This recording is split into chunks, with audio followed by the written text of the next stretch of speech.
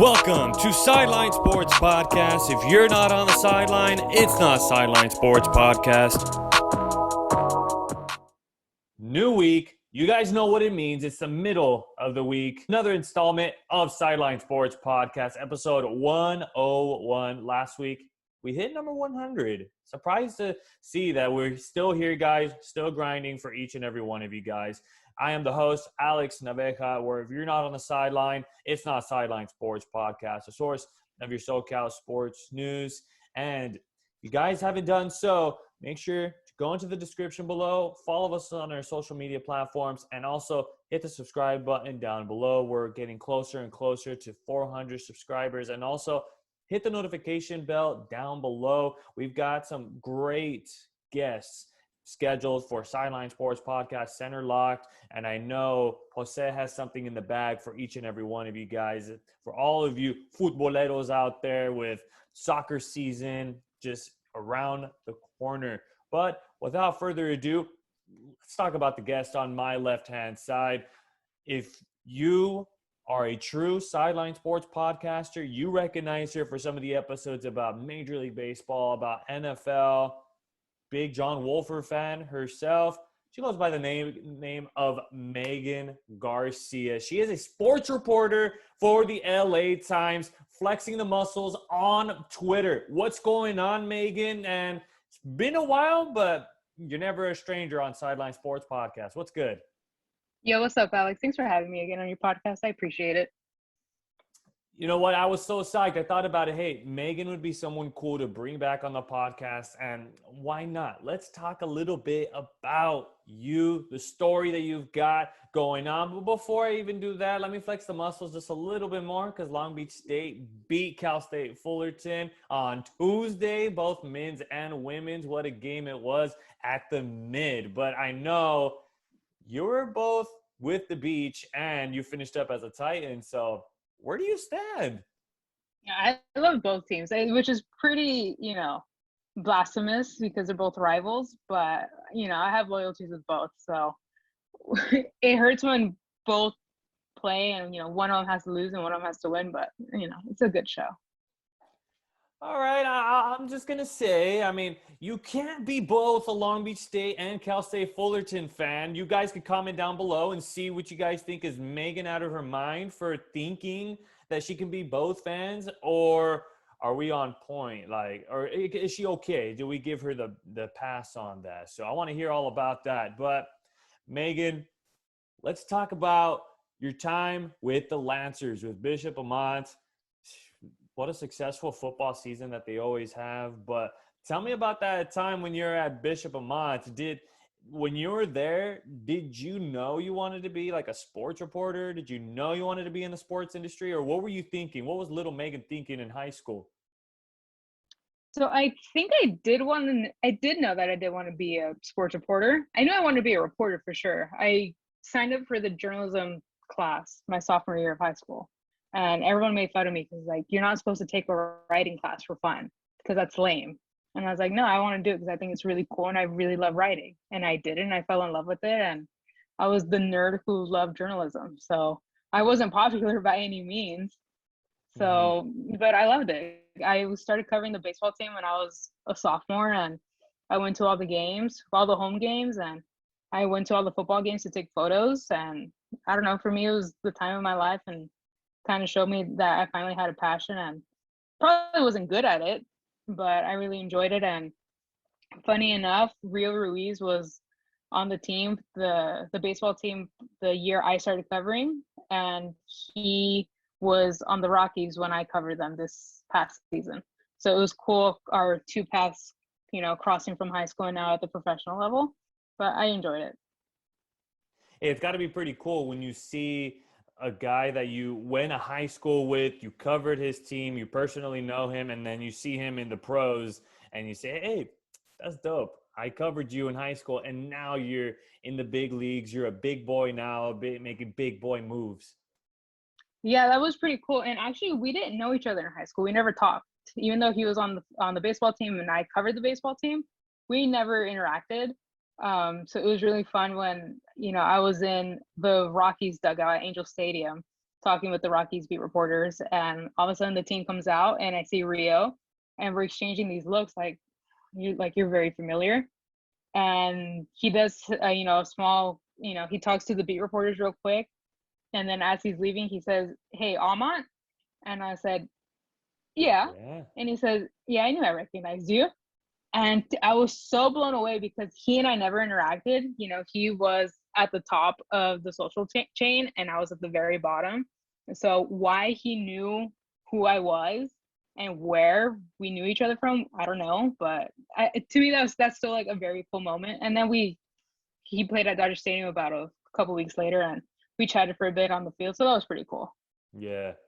It's got to be one of those things where it's once a Lancer, always a Lancer. And I think if you're in you're going to the same school, but you cross paths every so often, so you recognize that face. And then it's kind of hard to forget someone's face that you went to high school with. So when you do cross paths with them, it's kind of, you start off with the awkward looks like, is it you? Is it not you? It's happened to me where you want to go say hi to someone and it's like, oh, I'm sorry, you're not the person I thought you were, type of thing. So yeah, that was pretty fun. And we did chat for a little bit, and yeah, it is that thing, once a Lancer, always a Lancer. So Almond definitely came up in conversation a few times, but it was a great experience for the both of us. And I think we both looked back at our high school days fondly. There were different experiences, but we both somehow ended up in the same position in MLB. And it's nice to kind of get a little blast from the past whenever you're on your way up from things. Reminiscing. It's always nice to talk about the past, talk about, oh, you remember this, you remember that, hey, do you remember this game or do you remember that game, type of thing. Always nice to be able to go back in time and just remember all of the good times. But you're there at Bishop Amat and it's your senior year, and it's coming time to having to apply to schools. And you know how Southern California is. There's a lot of great journalism schools and really tough to be able to choose a school. But what was in your mind? Which school was at the top of your list? Was there a school that unfortunately they gave you the rejection letter, they gave you the boots, or which one really stood out to you? Cal State Long Beach definitely was on the top of the list, and so was University of San Diego. I wanted to go to USC, but I knew I didn't have the money to go to USC, so I never applied because I figured I could just tell myself the no and save the application fee. So I got into Cal State Long Beach, got into Cal State Fullerton, Whittier, Cal Poly Pomona. I got into a couple more schools. Which ones I have no idea, but I know I did. But at the time when my senior year of high school, I was the editor-in-chief of the high school newspaper. Nice. But I wasn't going in as a journalism major into college. I was going as an economics major. Wow. So for me, it was just like, I'll pick the school with like the better business, program.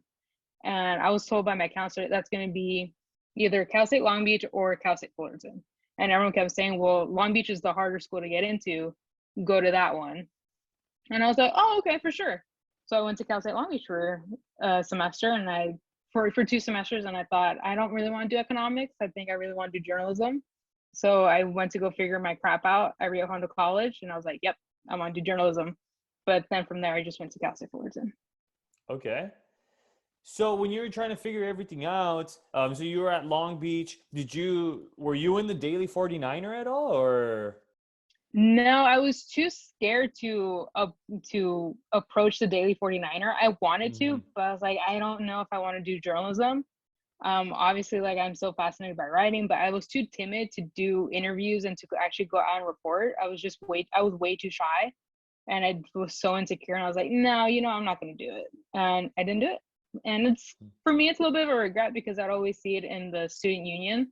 That's where they work at it. That's where their newsroom is. So it was always a little painful when I would walk by and they're working on deadline, but things worked out, so can't really be too upset about it. I mean, you went to Rio Hondo, like you said, figured everything out, went to Cal State Fullerton. Were you ever interested in the strong communications department that they had? I know you and I both have a lot of friends that were from Cal State Fullerton that really liked the communications. They had what was it called? Like not the Daily Titan, but they had like their kind of like TV station type of thing. Oh, Titan TV. There we go. Yeah.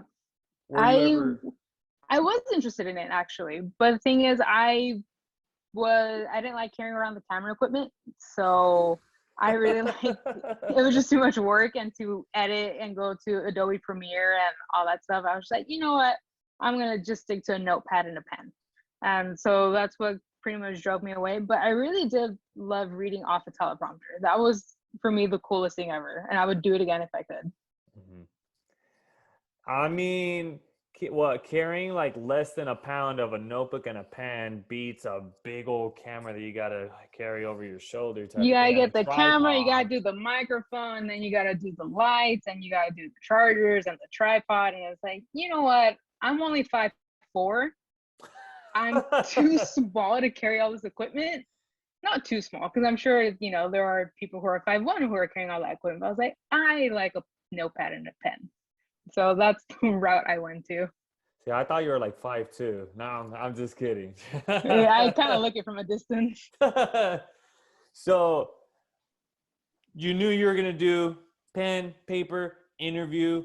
And once graduation was getting close to Cal State Fullerton, what exactly did you want to do? What were in your plans? Were you in any specific internships in Cal State Fullerton during your last couple semesters? So I joined the Daily Titan in my second to last semester. And when I applied to the sports editor position, and I applied to the lifestyle editor position, because I was always very interested about entertainment and writing features, which is something you could do a lot under lifestyle and not sports. I interviewed for both, and I thought I completely bombed those interviews. And I thought there's no way they're gonna, you know, hire me in any world. And maybe a week later they said, hey, we want to offer you the sports editor position. And I said, oh, not what I was expecting. And I did that, and I managed to, I don't know, impress some people, I guess. It was really hard because the fall semester has absolutely no sports. It's not, you know, you get basketball in the last month or two of the semester, and there's no baseball. It's such a dry semester for sports. So it was a bit of a struggle, but, you know, try different things and, you know, meet the athlete Mondays where you just run profiles on different athletes and different teams. So that worked for a little bit. But yeah, I did that. And then I was a senior editor my last semester, and I went to Arizona because MLB had the MLB4 tournament for the first time. Ooh, nice. So the top four baseball programs were invited to go for a showcase in spring training in Arizona. And I said, I think it's really important that we have the Daily Titan covering Cal State Fullerton in this inaugural showcase by MLB. And we were able to get it approved by the department and the university. And I went and covered it, and it was one of the greatest weekends ever. What was the thing that you liked the most about that weekend? What was it like that really sparked your attention? I think it was the thrill of being at the stadium and looking for stories. I think for me, that was it. I really enjoyed it. And at this point, I was maybe a month or two away from starting the season with the Quakes as their social media and media relations intern. And I had just started my internship with Silver Screen and Roll covering the Lakers for SB Nation. So there was a lot going on. I like on one side of my brain, I was thinking about the Lakers, and on the other side, I was thinking about Cal State Fullerton baseball. And so being at the stadium where the Rockies and the Diamondbacks play spring training, just walking around and just looking for different stories. One of my favorite stories that came out of that weekend was this 6'6" dude in blue and orange overalls sitting in first row right behind home plate, heckling the umpire. And the thing is, there was maybe like 200 people in the stadium because it wasn't a very popular showcase. You could hear him throughout the entire stadium. And I was just like, we gotta talk to this guy, because who is this guy? And we went down, we talked to him, He was on the football team at Cal State Fullerton in their last season that they had a football team with at the university, and his roommate was actually Phil Nevin, who was the Yankees third base coach and is now the Angels current third base coach. Oh, wow. So that was really cool. And his son, his name is David Lamb. That was the 6'6" guy heckling the umpire. His son grew up to he was maybe 10 years old at the time. He was a huge Cal State Fullerton baseball fan. The entire family was. And the bomber jacket that he had was a Titans College World Series jacket that belonged to Augie Garrido. And he was just like repping it hardcore. It was the coolest thing I've ever seen. And I was like, oh, this is a story. And we interviewed him, and it was that's still one of the greatest weekends of my career. And it happened 3 years ago. Only 3 years ago? It seems like such a long time ago. Yeah, it was 2019. So 3 years ago. I think it's 3 years ago exactly. That's crazy. Do you still have that story saved up somewhere? Oh yeah. That's one you have to keep. That's not going anywhere. No, that one's staying with me forever. Wow. An Augie Garrido jacket. Wow, that goes way back. I think it's the 1995, the one where Uh-huh. they actually won the College World Series. Oh, wow. I think it's that one. That's pretty sweet. Yeah, and the little kid is just like, yeah, it's my jacket. And I was like, hell yeah, it is. You can't let go of that jacket. You have to hang on to that one. That's vintage. That's an antique jacket. You can't let that one go for sure. But you mentioned you were talking about the SB Nation and you're writing about the Lakers type of thing. What was that experience like? I was very nervous throughout the entire internship. I think I did it for 6 or 7 months, and I was very nervous doing that internship. Because Harrison Fagan is the one who brought me on. We met at Cal State Fullerton through the Daily Tie-In. He was the sports editor, I think 2 semesters before I was. So he had his eyes on the section because he cared so deeply about it. And he would come in and he said, like, hey, he would give me all this advice. And I was like, oh, okay. And everyone would say, that's Harrison Fagan. I was like, yeah, I know. So I would always like try my hard to like, I didn't want to like disappoint him. Mm-hmm. And then he brought me on to Silver Screen and Roll. And so to work with, I feel like he was one of my first mentors in journalism. So if there's like that thing of not wanting to disappoint your mentor. But I learned a lot about, just covering a team on a day-to-day basis, because I didn't really do that at Cal State Fullerton. It was a little bit harder. So to do that, to learn under him was so cool. And the Lakers at the time were going through their things with Luke Walton and LeBron, and there was a lot going on. And I remember the day that Magic Johnson quit. I remember that day. Yeah. So that was a very interesting day. So it was a very nerve-wracking experience. I was nervous every single day. But I think it's because I just really cared and I didn't want to disappoint my mentor. And it was a great experience. And to say that cover the Lakers was pretty cool. I mean, it's like I'm gonna go Star Wars mode right now, but it's like the Padawan not wanting to disappoint their Jedi Master type of thing. So I get it. I know my Star Wars type of thing, but I want to ask, what were some of those things that you learned? You talked about learning so many things there, and I want to know, what was that day like when Magic Johnson resigned with the Lakers? Well, I'm going to be honest with you. Usually, I started paying attention to like the game day activities maybe 2 or 3 hours before the game actually started, which is usually the case for any pro team. Usually all the rumblings happen 2 to 3 hours before, injuries, lineups, different stuff. So it was out. So maybe about 4 or 5 hours before the game started, I was like, let me just take a quick nap. And took a nap, and then all of a sudden I hear this ping by my ear, and I look at my phone, and it's then I see Magic Johnson just quit or just resigned from his position. I was like, yo, what? Wow, no I way. think it was Rachel Nichols who tweeted it, and I kept refreshing Twitter. I think I saw it as soon as she tweeted it, and I kept refreshing Twitter, and I was like, no one's reacting to this. And then I went into our Slack channel, no one was reacting to it. I was like, am I dreaming? And I kept refreshing for a good 2 or 3 minutes. It felt like an hour. And I was like, no one is mentioning this news, and I don't know what to do. I feel like I'm dreaming. And then finally it dropped. Like finally everyone just caught wind of it, and I was like, oh, this is big. So I think Harrison's the one who took care of that story that day, obviously, because it was a big story. But it was crazy. I think that was one of like my first ever like big, huge days in the sports world. And I was like, oh, this is wild.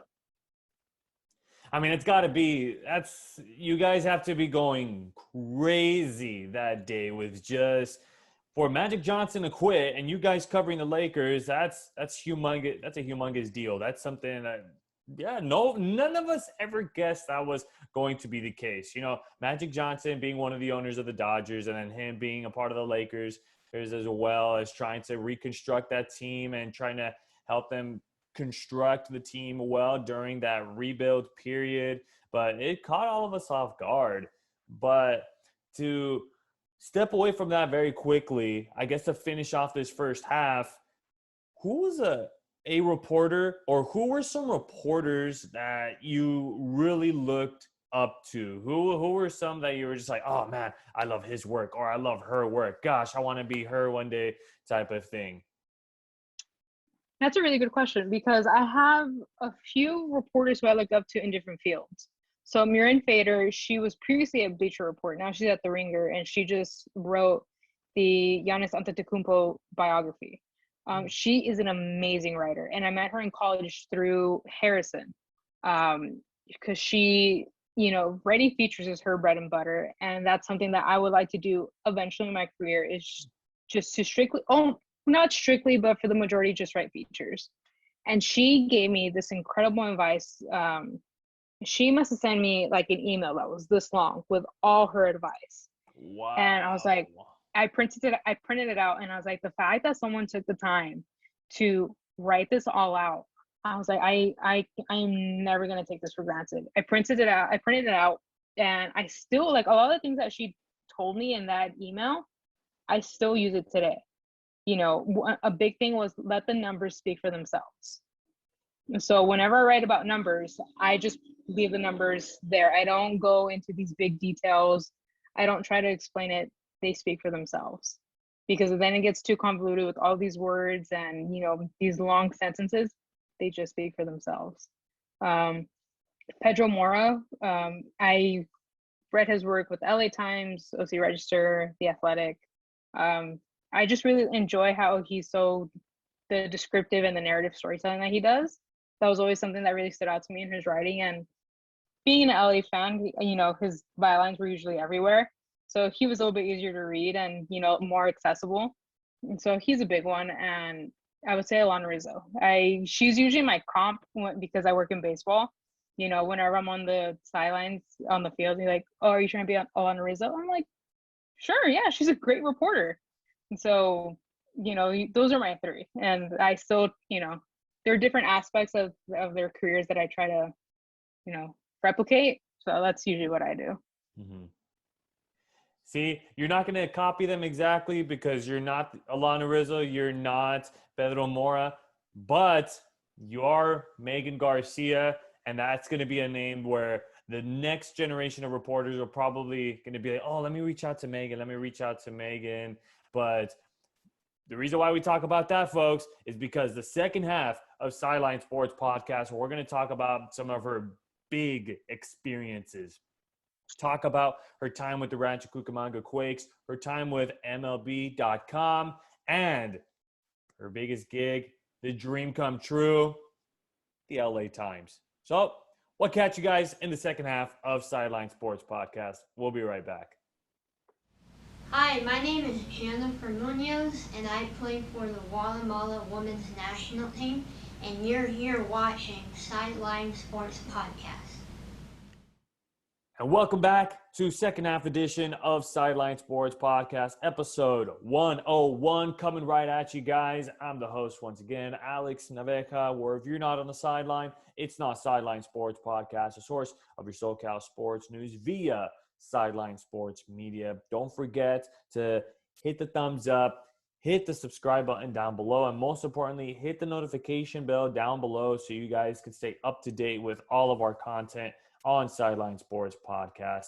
And then once again, we have the sports reporter for LA Times, Megan Garcia. We go way back to the next topic. We're going to talk about the Rancho Cucamonga Quakes and being the star of something really big for Megan. So first of all, how did you get that internship with the Quakes? How did that all start up? That's not something that just kind of pops up randomly.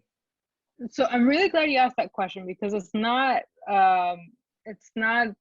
something that, I didn't just see the internship one day and I was like, oh, let me apply. I actually worked at the Quakes in 2018. I was working in their team store. I was selling T-shirts and foam fingers. So that's how my career with the Quakes started, in this little room at Lomart Field in Rancho Cucamonga, wearing this awful lime green shirt and just selling T-shirts and baseballs and mini bats and doing inventory. That's how my career started, because I was talking to there was one day I was talking to the manager of the store. And she said, so what do you want to do? And I said, I want to do journalism and, maybe do broadcast or maybe be a print reporter. I'm still, trying to decide what I want to do. She said, oh, why don't you talk to Mike Winskog?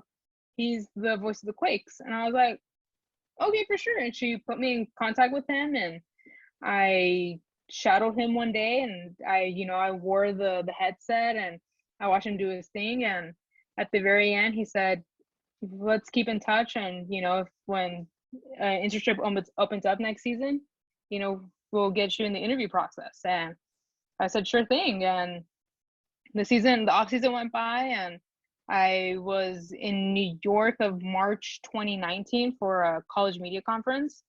When my former manager reached out to me. She said, hey, internships are opening up. Mike has one open. If you want to apply, go ahead and I'll let them know so that way they can keep an eye out for your application. And I said, yeah, definitely. And he brought me in one day and interviewed and he said, job's yours if you want it. And I said, I do want it. And that was it. I started maybe 2 weeks later and that was a really great season. I really did enjoy it. And as a wise man once said, he says, very nice, great success. She became the social media manager for the Quakes. And I know you jumped on the mic a couple of times too, didn't you?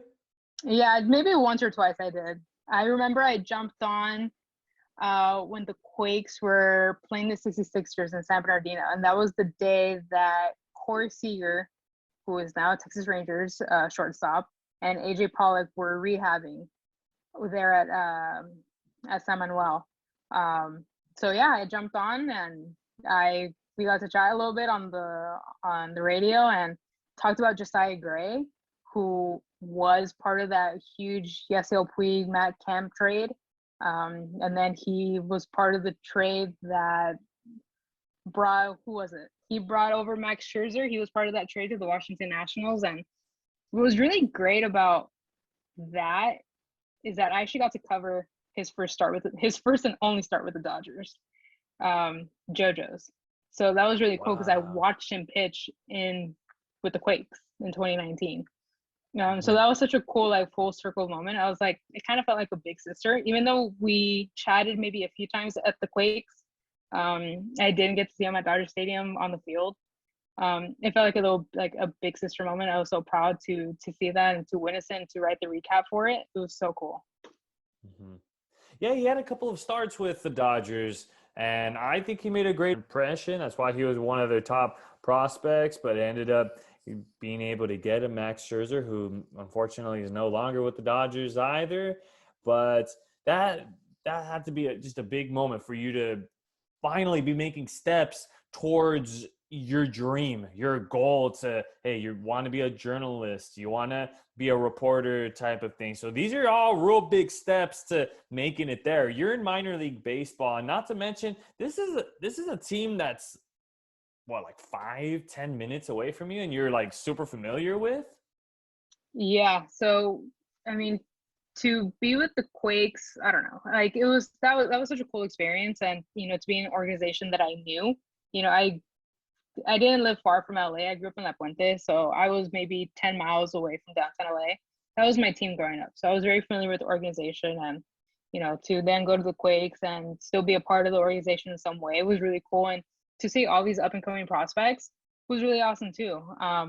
That was such a cool experience for me. And I learned a lot because you had to know these players, you had to know their stats and their background, and you had to talk to them on a daily basis to write those stories. You had to develop that professional relationship with them too. Because I had to write stories on all these guys for the game day program, and you don't want to write the same story every single time. So it was really cool. That was such a great experience doing media relations and still doing a little bit of that journalism for the Quakes, but still doing social media. It was really awesome. Mm-hmm. I mean, I feel like this will be a pretty obvious question, but what was your favorite part in working with the Quakes? My favorite part, I think, was usually getting to the stadium because it was quiet when no one's there. And that's actually one of my favorite parts now in any stadium I'm in is enjoying the quietness of a big stadium. There's just something really special about it. And then seeing it slowly come to life is one of my favorite things ever, and I'll never get tired of it. Mm-hmm. All right. So how many years were you with the Quakes? How many? Only 2. So I was there in 2018 at the team store, and then 2019. And then the Quakes went off to the Cal League playoffs. They played the Lake Elsinore Storm, and they did not do so well. I remember that season they met 30 times. The Quakes took 21 of those 30 meetings, but in the playoffs they only got 1 win. And wow. Yeah, so my time with the Quakes ended a lot quicker than I thought it would. It ended in September of 2019. But that was really cool too, just to experience playoff baseball that up close was really awesome. Mm-hmm. And I know you and I met up in the winter meetings. Was it 2019? The one that was in San Diego, 2019? Yeah, 2019. We were only, a few weeks away before COVID hit. So that's insane. Yeah. And so you have this experience with the Quakes. I know you and I ran into each other. I know we had some interviews scheduled and in the books type of thing, but you ended up interviewing with the team that was very high in the minor league system, and you ended up getting a job and you moved out of state. And it wasn't just, Arizona or Nevada, or in my case, Oregon. No, like you went from West Coast to Best Coast always to the East Coast. Now, you got to tell me all about that, and please tell the viewers, what team was that? So I ended up getting a job with the Indianapolis Indians, who are the AAA affiliate to the Pittsburgh Pirates. They've been their affiliate for many years now. So yeah, I ended up getting a job with them as their baseball communications assistant, and I was pretty scared. I didn't want to move. I didn't want to leave California and go to the Midwest, and that was such a big move, and it took a lot of guts to do it. I'm glad I did it because it showed I had the guts, but I also met really cool friends, and I'm still in touch with a few of them, which is still really cool. I got to pick up a few friends from that move, but with that move, I learned a lot about myself. Mm-hmm. Okay. And I know you got that job. I know that was humongous news for you, but you didn't last there very long, unfortunately, because of COVID and such. So that was just unfortunate. You didn't get that 1 year with them. Yeah, I moved out there in late January. I started in February, and then by mid-March, we were already working from home because of, the early starts of the pandemic. I still remember like that feeling of the unknown when it came to at the very start of the pandemic, and just immediately like the writing was on the wall that a season was not going to happen, and there was just no way. Everything was being canceled left and right, and the pandemic was just at the start of how bad things could get, and the writing was just on the wall. So I started preparing myself to come back home in April or May, because I figured they're probably going to lay a lot of us off since there's not going to be a season. But I ended up lasting through August, which was really special. And I still got to hang out with a lot of my friends and get to know a city I was very unfamiliar with. But yeah, when I came back, I was like, I'm no longer going to pursue media relations or public relations when it comes to sports. I'm going to do journalism. So to very quickly go back to the pandemic, what were some of those feelings? What was going through your mind as far as you heard about this pandemic, sports being canceled left and right? What were just some things that, wow, like what came to your mind? What were some things that like you did to rebound to kind of get past the pandemic? There was a lot going on, and I felt a lot of feelings during the pandemic. I got to be home. I came home for a month, which was nice. I got to take a month back. And so I was hanging out here and, just going to Costco and going to the market for my parents because they were in that age group that you're high risk. So it was just like fighting people for toilet paper and water and, Clorox wipes. So that was fun for a month. But then I went back home or back to Indianapolis, and I was like, now what? Because we really couldn't prepare for a season because we didn't know where the season was.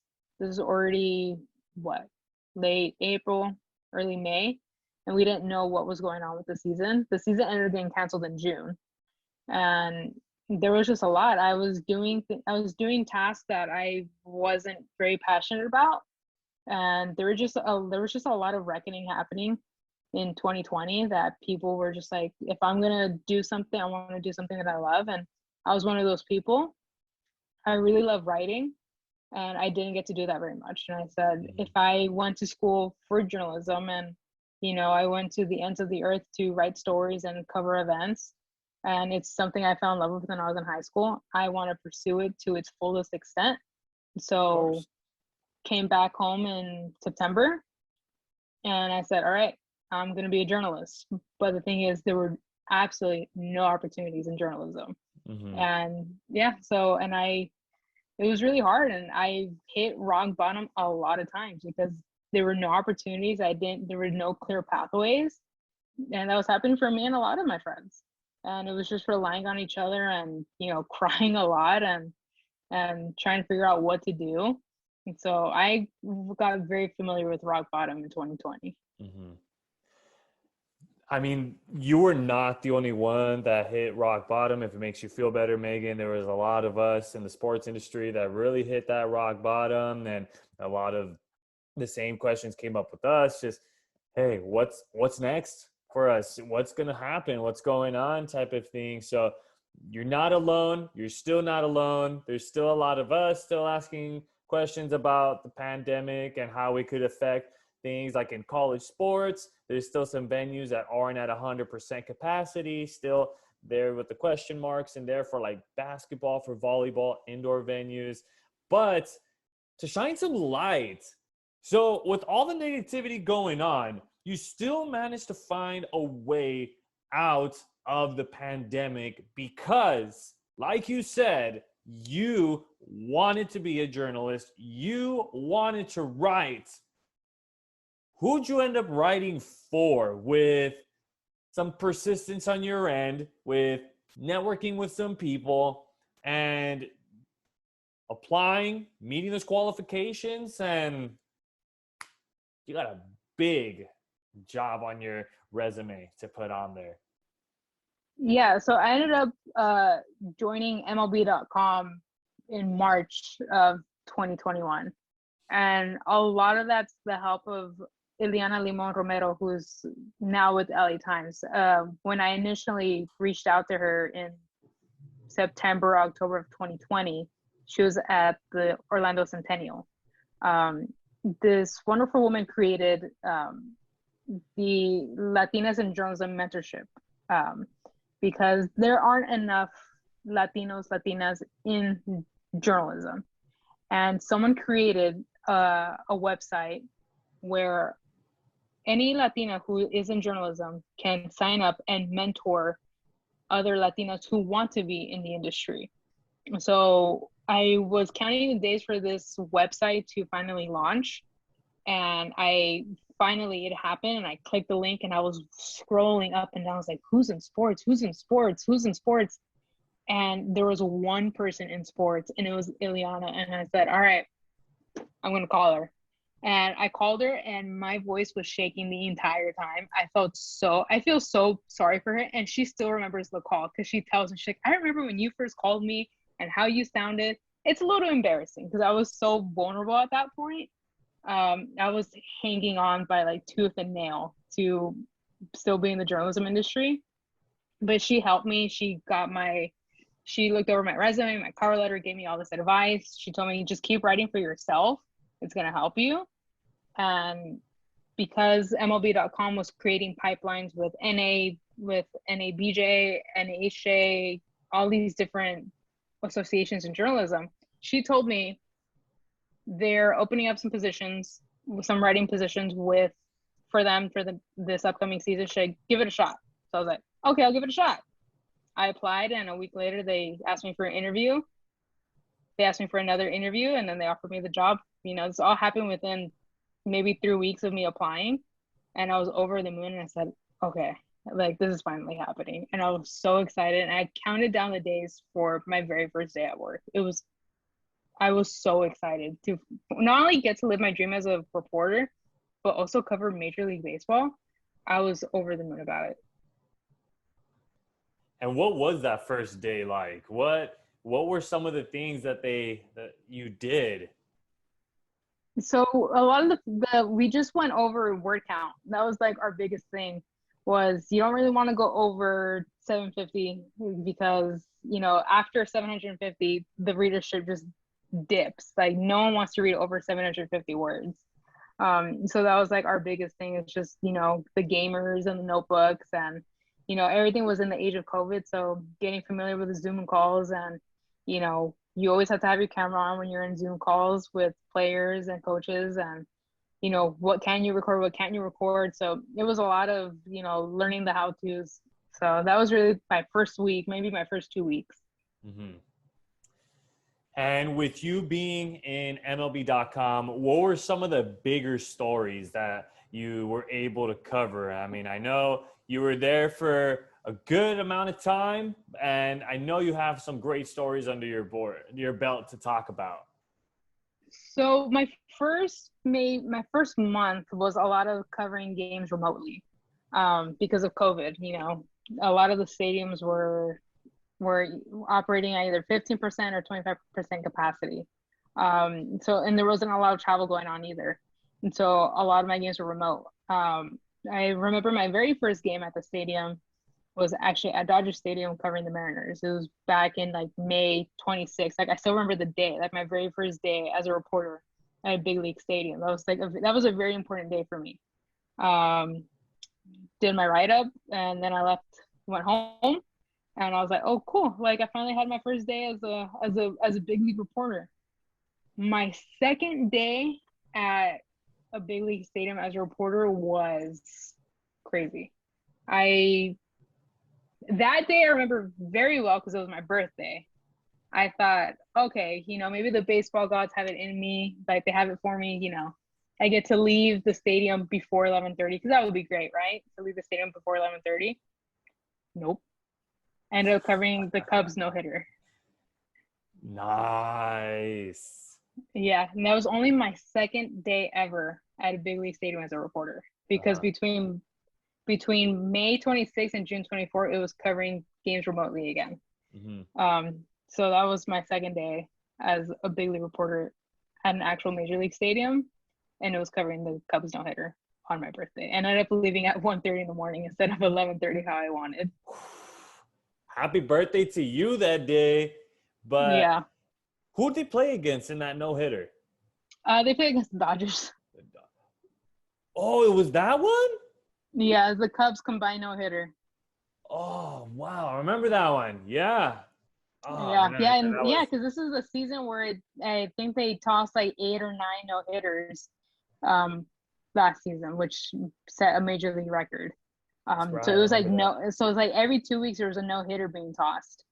So Yeah. it to a point it got comical because like, why is there so many no-hitters? And then, the 5th inning rolls around and and then our editor tells us, okay, these are the stories, these are the angles. Because at this point we're preparing for a no-hitter. And then Juan Toribio, who covers the Dodgers for MLB.com, he says, he just jinxed it right now. Like, you're not covering a no-hitter on your birthday. And I was like, oh, okay, that's great for me. And I was panicking. I was so nervous. This is only my second day as a reporter at a major league stadium. My first ever no-hitter. I'm still like trying to get comfortable writing gamers. So I was nervous. And like the 6th inning, the 7th inning, the 8th inning, I'm writing this gamer on a no-hitter. And so at this point, I'm just like, all right. At this point, I'm like, I just had to worry about getting my first version out before the last out. That became my main focus, and I was able to put something together. And then in came the interviews. The interviews themselves lasted about an hour. But yeah, that was a crazy day. Wow. That has to be like one of your top birthdays ever. Yeah, it is. And I'm not someone who actually celebrates their birthday. So I was like looking to get how I thought if the baseball gods have it, like if they're thinking of me, like let me be home before 12. Mm-hmm. That was not the case. Nope. Left at 1:30. And they knew it. Hey, she doesn't like to go out for her birthday, so why not? We're going to keep you here at the ballpark as late as we can. Yeah, I think I was at the ballpark almost 12 hours. Wow. So that was crazy. That's a long day to be there for. Yeah, and then as soon as I filed my gamer, then that's when I got the other story. Like, okay, you have to write this other story because the bullpen had no idea they were in a no-hitter. And I was like, okay. And that ended up being the better story was, the Cubs bullpen having zero clue that they were tossing a no-hitter. I remember that day, the tossing a combined no-no against the Dodgers. Yeah, that one was a tough one to for sure watch that day. Now, wanted to ask you, when you're there at MLB.com, how did you know what you're covering? Like, what was your beat when you were with MLB.com?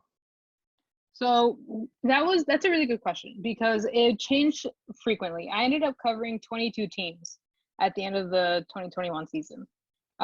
Usually it was whoever needed a day off of the beat reporters, I would just go in and fill in for them. A lot of it was just remote because with COVID, everything was through Zoom. So I could just sit here in my room and watch the game and type up what I needed to and then hop on Zoom and talk to the coaches and the players. So that was pretty easy. But then after the All-Star break, then it became really strictly covering out of Dodger Stadium and Angel Stadium. So if the beat reporter couldn't make it to either of these two stadiums, I was the one going, and I would just fill in for them. So it was really just based on availability and who needed a day off and who couldn't travel. Okay. So I know you wanted to talk about another big story that you wrote as well. I know you wanted to talk about the Diamondbacks, Ketel Marte having a big game as well. So what was that story like for you to cover? I was really excited for that story. That one really just happened out of nowhere. It was the Diamondbacks beat brought it up a lot in the pregame conference that, hey, Ketel's making his first start at second base this season. That's a really big deal. He hasn't done it in a while, and he's been advocating for his position. And Torey Lovullo said it was time. He's been he's wanted this and he keeps telling me, and that's saying a lot from a guy who's a very quiet guy. He said, I'm going to give it to him. And I was the only beat reporter at Dodger Stadium. Mostly everyone else, all the other beat reporters for the Diamondbacks were in Arizona covering the game remotely. I was the only one there. So I said, all right, you know what? I'm going to go talk to Ketel. And I walked down to the field and I waited for him. And this was all in Spanish, and which gave me also a leverage because he speaks Spanish. So I said, ¿Tienes unos minutos? And he said, okay. And we talked for a little bit. And I got all this information. And I was like, great, this is awesome. Now I just need to wait for him to do something. And so the first maybe 4 or 5 innings of the game were, I don't even remember what they were about, but they were not about Ketel. Because he, I think at this point was maybe 0 for 1, 0 for 2. And I was like, I can't really write about this guy advocating for his spot if he's like 0 for 2. Yeah. And he really hasn't had any big plays. They're all been routine plays at second base. And I can't really do anything. So like at this point, I'm searching for another angle on the gamer. I think at this point, the Diamondbacks were losing. And so I was like, gotta find something else. And then as soon as I told my colleague, he said, watch, he's going to do something right now. Because he was walking up to the plate. And next thing you know, he hits like a 3-run bomb. And I was like, that's it. That's my story. There's my story. You're not supposed to cheer in the press box. It's a cardinal sin to do so. I wanted to very hard because I knew I finally had my story. I wasn't cheering for the Diamondbacks. I wasn't cheering for the Dodgers. I wasn't cheering for Ketel. I wanted to cheer because I finally had my story. I was so excited that I finally had my story on Ketel. And it came with such ease. I was so happy about it. And I asked Tori Lavulo about, the different things about Ketel. And I got such great quotes from there too. I think that was one of my best stories and one of my favorite stories to come out of the 2021 season. Guys, that had to be pretty cool to, you were really looking for it. You have this story in your head. You're really hoping that you can make something out of it. Cause I don't think really anybody was going to even cover something like that. And for him to do something like that, like for him to just cheer, that's gotta be cool. That has gotta be cool. So you're there with MLB.com.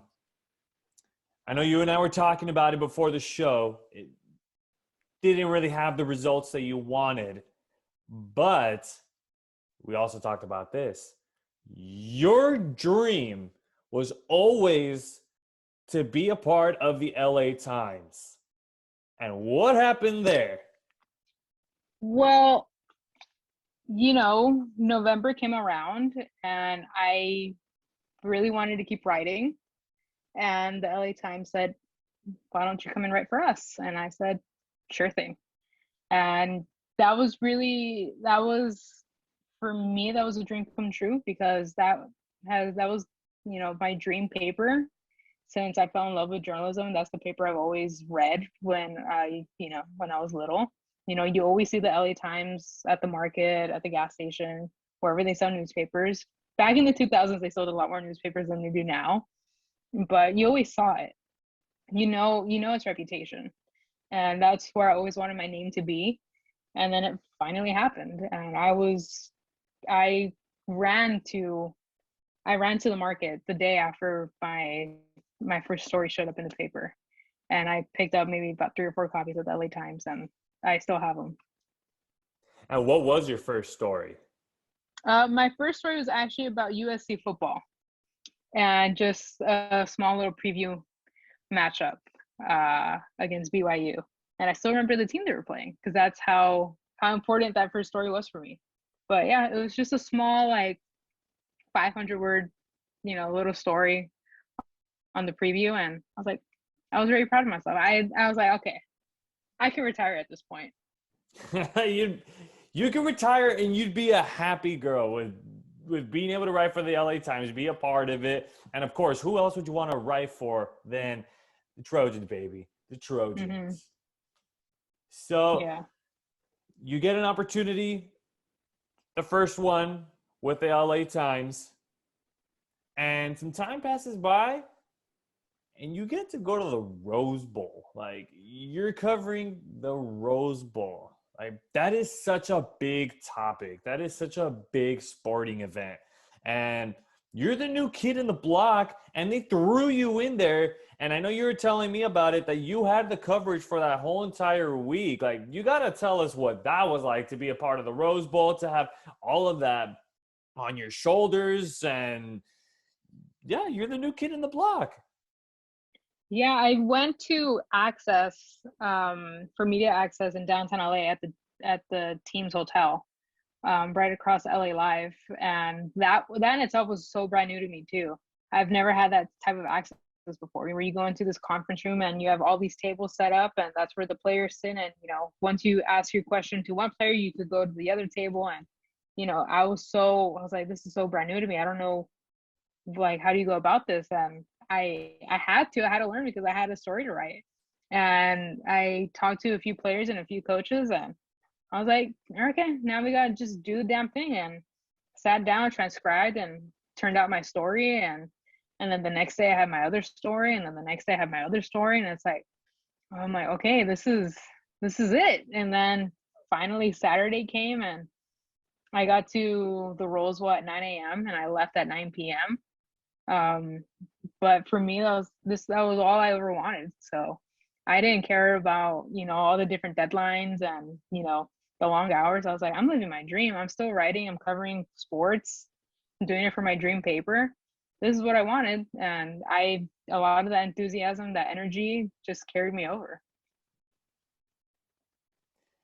And I'm assuming, being there 9 a.m. to 9 p.m., time just flies, huh? Instead of what seems like a 12-hour day, probably only seemed like an hour to you, huh? Yeah, the game just flew by. Like, I knew the game was I think it ended up being 4 hours. Didn't feel that way. And I know it was a high scoring game too. I think ended up being like 45 to 43 or, 42. It was a long game, but it didn't feel that way. I only knew it was a long game because there was daylight when it started. Mm-hmm. And when it ended, it was pitch black. So it flew by, but in the moment you're not too focused on it. And football moves a little bit quicker than baseball does. With baseball, you can feel when a game is dragging on. That game in particular, it just kept going. It didn't matter. I mean, the cool thing about you being in LA Times too is that you're getting experience in sports that you maybe have never really watched or you've never really covered before. And especially with you recently being at UCLA and Pauley Pavilion and doing gymnastics. You're covering gymnastics on the Sunday of the NFC Championship game. So what was that like for you to have to cover a new sport, and what were some of the challenges that you had to go through and the feelings of that too? I was really nervous for that one because I had never covered gymnastics up to that point. I don't think I've ever seen any sort of event in gymnastics either. So I was very nervous for that one. But at that point, I just had to focus on just write on what you see. So that's what I focused on. And I already was going into that story with another angle that didn't necessarily pertain to what happened too much in the events. It was a little bit more about what happened post game. But that was still very challenging because I was sitting in the post game conference, and there were a lot of technical questions being asked about the different turns and the different landings that the girls are making. I'm like, I wish I can ask those questions, but I couldn't. And I don't want to put myself in the position and put the coach in a position where I'm not asking the right question and I'm not framing it or wording it right. So that was tough, but at that point I just had to write with what I saw and the sum that I knew. A bit of a delayed start, the slow start to the season. So that's really what I had to focus on. Mm-hmm. So what's next? What's the next topic that you're going to be covering? Are you going to be there for the Super Bowl? What's what's the next thing coming up for Megan Garcia here with the LA Times? Well, the Super Bowl, I'm going to be watching it from the comfort of my home. So I'm really excited for that one. But the next story I have, I can't share too much, but it will be about the Sparks. That's all I can really say. Okay. So I'm really excited for that one. I never thought I'd cover anything about the WNBA, but here I am covering something about the WNBA. So that's really cool. But yeah, that's really what I have just cooking right now. You're keeping a surprise. You gotta love it. Just hanging on to the piece of carne asada in front of us, but we can't have it all. But now I gotta finish up with this one. Is baseball still your favorite beat to cover? Football's making a very good, case for it. For my favorite beat. It's making a strong case for it. Okay, so that girl that once upon a time wanted to do baseball, she's now leaning over towards football. Yeah, it's happening. Yeah. Oh, man. So, hey, it's all right. You still have plenty of opportunities. I mean, if we have a Major League Baseball season to cover the Dodgers and all. But to finish up the podcast, Megan, what would be a piece of advice that you would turn down or give to the next generation of journalists out there? I think the biggest thing is reading everything. I've always been told, read the different journalists that you like. And I think it's really important to read just different industries and different fields. Like I think a story that really changed how I write was, I believe it was GQ. They did a profile on Andy Samberg a couple years ago. That one, how they wrote that profile really changed how I write a lot of my stories. And so it's not just reading people you admire, it's reading different industries and also just novels themselves. Sometimes you pick up things from novels and maybe you find something, on a cereal box, and that changes how you write too. So read anything and everything. I think that's some good advice. I mean, my ideas usually come from when I shower sometimes, or when I'm like randomly brushing my teeth, that's a good idea type of thing. But yeah. I know exactly what you mean there. But Megan, have to say, thank you so much for the time. Thank you so much for sharing the journey, the long journey, the girl that was in Bishop Amonte, wanting to write, and covered the baseball team, and now part of LA Times, living the dream.